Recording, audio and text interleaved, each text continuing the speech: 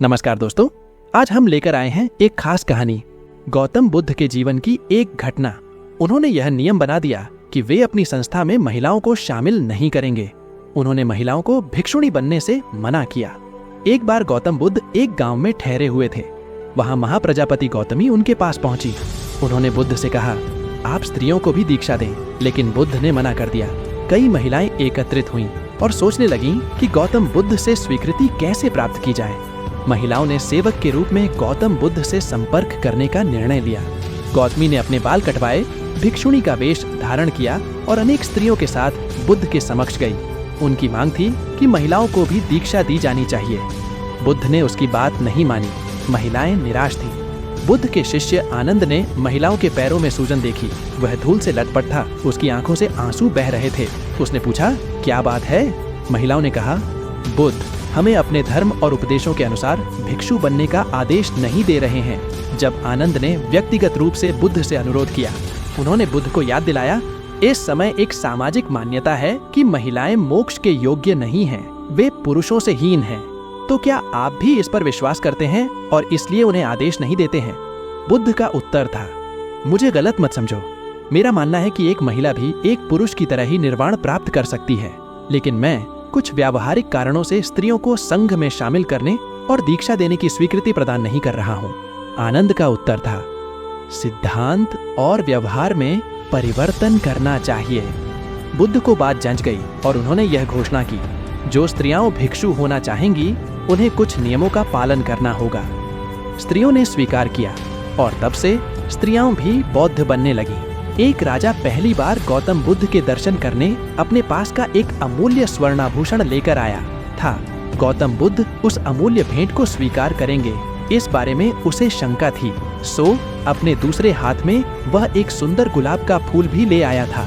उसे लगा भगवान बुद्ध इसे अस्वीकार नहीं करेंगे। गौतम बुद्ध से मिलने पर जैसे ही उसने अपने हाथ में रखा, रत्न जड़ित आभूषण आगे बढ़ाया तो मुस्कुराकर बुद्ध ने कहा, इसे नीचे फेंक दो। राजा को बुरा लगा, फिर भी उसने वह आभूषण फेंककर दूसरे हाथ में पकड़ा हुआ गुलाब का फूल बुद्ध को अर्पण किया, यह सोचकर कि गुलाब में कुछ आध्यात्मिकता, कुछ प्राकृतिक सौंदर्य भी शामिल है।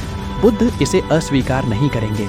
लेकिन फूल देने के लिए राजा ने जैसे ही अपने हाथ आगे बढ़ाए, बुद्ध ने फिर कहा, इसे नीचे गिरा दो। राजा परेशान हो। वह बुद्ध को कुछ देना चाहता था, पर अब उसके पास देने के लिए कुछ भी बचा नहीं था। तभी उसे स्वयं का ख्याल आया। उसने सोचा, वस्तुएं भेंट करने से बेहतर है कि मैं अपने आप को ही भेंट कर दूं। ख्याल आते ही उसने अपने आप को बुद्ध को भेंट करना चाहा। बुद्ध ने फिर कहा, नीचे गिरा दो। गौतम के जो शिष्य वहां मौजूद थे, वे राजा की स्थिति देखकर हंसने लगे। तभी राजा को बोध हुआ, मैं अपने आप को समर्पित करता हूँ। कहना कितना अहंकार पूर्ण है। मैं अपने को समर्पित करता हूँ, यह कहने में समर्पण नहीं हो सकता, क्योंकि मैं तो बना हुआ है। वह समर्पण कहाँ हुआ? इस बोध के साथ राजा स्वयं बुद्ध के पैरों पर गिर पड़ा। गौतम तम बुद्ध एक बार अपने शिष्यों के साथ प्रवास पर निकले। एक नगर से दूसरे नगर तक जाने की राह में वन पड़ता था। वन क्षेत्र में प्रवेश करने के साथ ही कुछ दूर चलने पर बुद्ध एक जगह रुक गए। पीछे आ रहे शिष्यों का समूह भी उन्हें देख उसी स्थान पर रुका। लेकिन वहां रुके रहना शिष्यों के लिए मुश्किल हो गया, क्योंकि सामने एक क्षत विक्षत शव पड़ा था और उसकी दुर्गंध वातावरण में फैल रही थी। शिष्यों ने अपने वस्त्र से नाक बंद कर ली, लेकिन बुद्ध शव की ओर टकटकी लगाए देखते रहे। एक शिष्य ने साहस कर विनम्रता पूर्वक गौतम बुद्ध से अनुरोध किया, भगवान, यहाँ से शीघ्र चलना ही उचित होगा। यहाँ शव पड़ा है और बहुत दुर्गंध आ रही है। बुद्ध मुस्कुराए और शिष्यों की ओर उन्मुख होते हुए बोले, बताइए, इस सब में सौंदर्य दिखाई देता है? शिष्यों ने कहा, भगवान, यह कैसा प्रश्न है? सौंदर्य और शव में जीवन था, तब तक सौंदर्य, अब तो सब समाप्त हो गया। बुद्ध ने शव की ओर इशारा करके बताया, देखो, जब कभी ये व्यक्ति जीवित रहा होगा, इसकी दंत पंक्तियां अद्वितीय रही होंगी। मृत्यु के बाद भी इसके दंत देखकर यही साबित होता है। वहां खड़े सभी शिष्यों ने दृष्टि डाली तो पाया बुद्ध सही कह रहे थे। तब शिष्यों को भान हुआ कि शव में भी अच्छाई हो सकती है। दरअसल सौंदर्य निर्जीव में भी नजर आ सकता है। केवल शर्त यह है कि दृष्टि बुद्ध के समान बुराई में भी अच्छाई देखने वाली होनी चाहिए। गुलाब की एक शाखा में फूल की तुलना में कांटे ही अधिक होते हैं, पर हम फूल चुनते हैं, कांटे नहीं। ठीक इसी तरह किसी में 100 बुराइयां नहीं, अच्छाई देखनी चाहिए। गवान बुद्ध के प्रवचन सुनने के लिए एक व्यक्ति नियमित रूप से भगवान आता था। इस प्रकार उसे 1 माह हो चुका था। किंतु उसके जीवन पर कोई प्रभाव नहीं पड़ा। भगवान बुद्ध उपदेश में कहते थे कि धर्म पर चलो, अपने जीवन से राग द्वेष को दूर करो, काम, क्रोध, लोभ, मोह और अहंकार से सदा दूर रहो। बुद्ध के उपदेशों से लोगों को बहुत शांति मिलती थी, किंतु उस व्यक्ति का मन अशांत रहता था। एक दिन उसने बुद्ध से जाकर कहा, हे प्रभु, मैं 1 माह से आपका उपदेश सुन रहा हूँ, किंतु उसका तनिक भी असर मेरे आचरण पर नहीं पड़ा। मैं बहुत परेशान हूँ, मुझे क्या करना चाहिए? बुद्ध उनकी बात सुनकर बोले, तुम कहाँ के रहने वाले हो? उसने कहा, श्रावस्ती का। बुद्ध ने अगला प्रश्न किया, वह यहाँ से कितनी दूर है? उसने अनुमान से बता दिया। बुद्ध ने पुनः जिज्ञासा प्रकट की, कितना समय लगता है? उस व्यक्ति ने हिसाब लगाकर बता दिया। बुद्ध ने कहा, अब बताओ कि क्या तुम यहाँ पर बैठे बैठे ही अपने घर पहुँच सकते हो? उसने कहा, यह कैसे हो सकता है, वहाँ पहुँचने के लिए तो चलना होगा। तब बुद्ध ने बड़े प्रेम से उसे समझाया, जैसे चलने पर ही पहुँचा जा सकता है, वैसे ही अच्छी बातों पर अमल करने से ही लाभ होता है। हे प्यारे, तुम मेरे ज्ञान के साथ अपने कर्म को जोड़ दो, तब तुमको उत्तम फल मिलेगा। उस व्यक्ति को अपनी गलती समझ में आ गई। उसने अपने जीवन में सुधार कर लिया, जिससे उसका जीवन सदाचारी बन गया। बौद्ध संघ के एक भिक्षु को कोई गंभीर रोग हो गया। उसकी हालत इतनी खराब हो गई कि वह चल फिर भी नहीं सकता था और मल मूत्र में लिपटा पड़ा रहता था। उसकी यह हालत देख उसके साथी भिक्षु भी उसके पास नहीं आते और घृणा से मुंह फेर कर आस पास से निकल जाते थे। कुछ दिनों बाद बुद्ध को यह बात पता चली तो वे तत्काल अपने प्रिय शिष्य आनंद के साथ उस भिक्षु के पास पहुँचे। उसकी दयनीय दशा से उन्हें घोर कष्ट हुआ। उन्होंने भिक्षु से पूछा, तुम्हें कौन सा रोग हुआ है?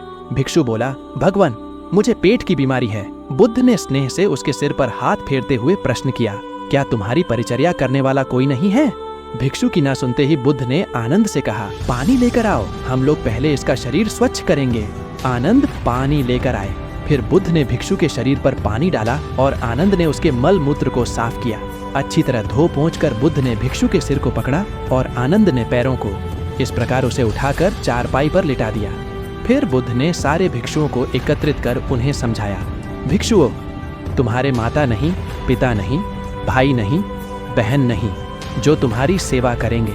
यदि तुम परस्पर एक दूसरे की सेवा और देखभाल नहीं करोगे तो फिर कौन करेगा? याद रखो, जो रोगी की सेवा करता है वह ईश्वर की सेवा करता है। दीनहीन के प्रति करुणा व सेवा का भाव इस जगत को बुद्ध का सबसे बड़ा संदेश है, जो प्रत्येक देश, काल, परिस्थिति में प्रासंगिक है। गौतम तम सिद्धार्थ बुद्धत्व प्राप्त करके महात्मा बुद्ध बन गए। सत्य, अहिंसा और दया की मूर्ति बुद्ध अपने शिष्यों के साथ एक गांव में पहुंचे। कुछ अज्ञानी लोग उनके विरोधी थे। वे बुद्ध को अपशब्द कहने लगे।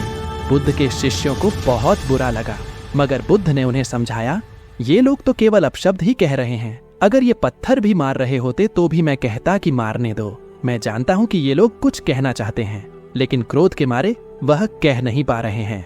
10 साल पहले यदि यही लोग मुझे गाली देते तो मैं इन्हें भी गाली ना देता, लेकिन अब तो लेन देन से मुक्ति मिल चुकी है। क्रोध से अपशब्द निकलते हैं। यहाँ तो क्रोध भवन कब का ढह चुका है। अपशब्द कहने वाले बड़ी मुश्किल में पड़ गए। तभी बुद्ध ने अपने शिष्यों से पूछा, इस गांव में कुछ लोग अपशब्द कह रहे हैं, इन्हें बताओ कि वहाँ के लोग फल और मिठाइयाँ लेकर आए थे। बुद्ध ने पूछा, फिर मैंने क्या किया था? शिष्यों ने बताया, आपने सारे फल और मिठाइयाँ यह कहकर वापस कर दी कि अब लेने वाला विदा हो चुका है, इन्हें वापस ले जाओ। आपने कहा था कि 10 साल पहले आते तो मैं सारे उपहार ले लेता। बुद्ध ने पूछा, फिर उन लोगों ने मिठाइयों का क्या किया होगा? शिष्यों ने बताया, गांव में बांट दी होगी। बुद्ध बोले, उन लोगों ने मिठाइयाँ गांव में बांट दी, लेकिन मैं उन लोगों से कहूँगा कि अपशब्द में न बांटे।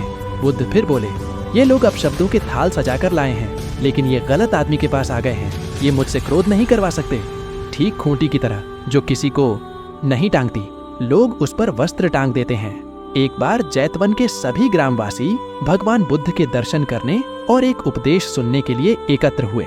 उस समय महाकश्यप, मौदगल्यायन, सारिपुत्र, चुंद और देवदत्त जैसे प्रबुद्ध जन बुद्ध के साथ धर्म विषयक गंभीर चर्चा में तन्मय थे। ग्रामवासी थोड़ा ठिठक कर खड़े हो गए, क्योंकि इतने ज्ञानीजनों के बीच उन सभी को असहज सा महसूस हो रहा था। कुछ देर बाद बुद्ध की दृष्टि इन ग्रामवासियों पर पड़ी। उन्होंने तुरंत धर्म चर्चा रोक दी। प्रबुद्ध जन बुद्ध के इस व्यवहार पर चकित हो उठे और प्रश्नात्मक दृष्टि से उनकी ओर देखा। बुद्ध अनाथ पिंडक नामक जिज्ञासु से बोले, भद्र उठो, सामने ब्राह्मण मंडली खड़ी है, उन्हें आसन दो और आतिथ्य की सामग्री ले आओ। अनाथ पिंडक ने पीछे मुड़कर देखा तो उसे ब्राह्मण मंडली तो कहीं नहीं दिखी। मैले कुचैले या फटे वस्त्रों में खड़े ग्रामवासियों का झुंड दिखाई दिया। पिंडक ने शक्ति स्वर में कहा, देव, उन लोगों में एक भी ब्राह्मण नहीं है, ये सभी तो निम्न जाति के हैं, कई तो इनमें शूद्र हैं। बुद्ध गंभीर होकर बोले, पिंडक, जो व्यक्ति सदा श्रद्धावान है वह ब्राह्मण ही है। ये लोग प्रयोजन के लिए भावयुक्त होकर आए हैं, इसलिए इस समय तो ये ब्राह्मण ही हैं। अतः तुम इनका समुचित सत्कार करो। कथा का इंगित यह है कि व्यक्ति जन्म से नहीं, कर्म से ब्राह्मण होता है। जो सद्गुणी हो और सत्कर्मी हो, वे शूद्र जाति में जन्मने के बावजूद ब्राह्मण हैं तथा उसी रूप में उनका आदर किया जाना चाहिए। यदि जीवन का संतुलन बिगड़ा और थकान आई तो समझ लीजिए कि आई, और यदि वापस ऊर्जा अर्जित करने के लिए विश्राम किया जा रहा है तो ऐसी थकान वरदान भी साबित हो सकती है। इन दिनों जिस तरह की हमारी जीवन शैली है, इसमें असंतुलन बहुत अधिक है। सुबह उठने से लेकर रात को सोने तक शरीर की कुछ नियमित क्रियाएं हैं, आदमी उसे भूल गया है। गौतम बुद्ध बहुत काम करते पर कभी थकते नहीं थे। आज भी कई साधु संत उतना ही परिश्रम कर रहे हैं जितना एक कॉर्पोरेट जगत का सफल व्यक्ति करता है, और जब वे रात को सोते हैं तो पूरी बेफिक्री के साथ। बुद्ध से उनके शिष्यों ने एक बार पूछा था, आप थकते नहीं? बुद्ध का उत्तर था, जब मैं कुछ करता ही नहीं तो थकूंगा कैसे। बात सुनने में अजीब लगती है लेकिन है बड़ी गहरी। अध्यात्म ने इसे साक्षी भाव कहा है, स्वयं को करते हुए देखना। यह वह स्थिति होती है जब तन सक्रिय और मन विश्राम की मुद्रा में होता है। आज ज्यादातर लोग असमय अकारण थक जाते हैं, जिसका एक बड़ा कारण असंतुलित जीवन है। एक होता है थकान को महसूस करना और दूसरा है स्वाभाविक थकान। जिस समय आपकी रुचियों, इच्छाओं और मूल स्वभाव में धीमापन आने लगे, अकारण चिड़चिड़ाहट हो जाए, समझ लें कि यह थकान बीमारी है। इसलिए प्रतिदिन योग, प्राणायाम और ध्यान करें। ये क्रियाएं अपने आप में एक विश्राम है। करने वाला कोई और है, हम तो महज उसके हाथों की कठपुतली हैं। यह मनोभाव भी थकान को मिटाएगा। क्या दिक्कत है ऐसा सोच लेने में? एक बौद्ध ब्रह्मचारी ने कई देशों में घूमकर विभिन्न कलाएं सीखीं। एक देश में उसने एक व्यक्ति से बाण बनाने की कला सीखी। कुछ दिनों के बाद वह अन्य देश में गया। वहां उसने नौ निर्माण कलाएं सीखीं, क्योंकि वहां बहुतायत में जहाज बनाए जाते थे। फिर वह किसी तीसरे देश में गया तो कई ऐसे व्यक्तियों के संपर्क में आया जो गृह निर्माण करते थे। यहाँ उसने गृह निर्माण कला सीखी। इस प्रकार वह 16 देशों में गया और कई कलाओं का झाता होकर लौटा। जब वह अपने देश पहुंचा तो अहंकार ग्रस्त हो लोगों से पूछता, इस संपूर्ण पृथ्वी पर मुझ जैसा कोई चतुर व्यक्ति है? भगवान बुद्ध ने उस युवा ब्रह्मचारी से घमंड की। ऐसी अति देखकर उसे एक उच्चतर कला सिखानी चाहिए। वे एक वृद्ध भिखारी का वेश बनाकर हाथ में भिक्षा पात्र लिए उसके सामने गए। ब्रह्मचारी ने बड़े अभिमान से पूछा, कौन हो तुम? बुद्ध बोले, मैं आत्मविजय का पथिक हूँ। ब्रह्मचारी ने उसके कथन का अर्थ जानना चाहा तो वे बोले, ईशु कर बाण बना लेता है, नौ चालक जहाज पर नियंत्रण रख लेता है, गृह निर्माता घर भी बना लेता है, किंतु वह तो महाविद्वान नहीं होगा जो अपने शरीर और मन पर विजय पा सके। संसार की प्रशंसा व अपशब्द दोनों ही दशाओं में जिसका मन स्थिर रहे, वही साधक शांति व निर्वाण को प्राप्त करता है। गौतम बुद्ध की इन बातों को सुनकर ब्रह्मचारी को अपनी भूल का एहसास हुआ। वस्तुतः अहंकार का त्याग ही ईश उपलब्धि का द्वार है। इसलिए ईश्वर की प्राप्ति के इच्छुक भक्त को अहंकार से सर्वथा मुक्त रहना चाहिए। नमो बुद्धाय।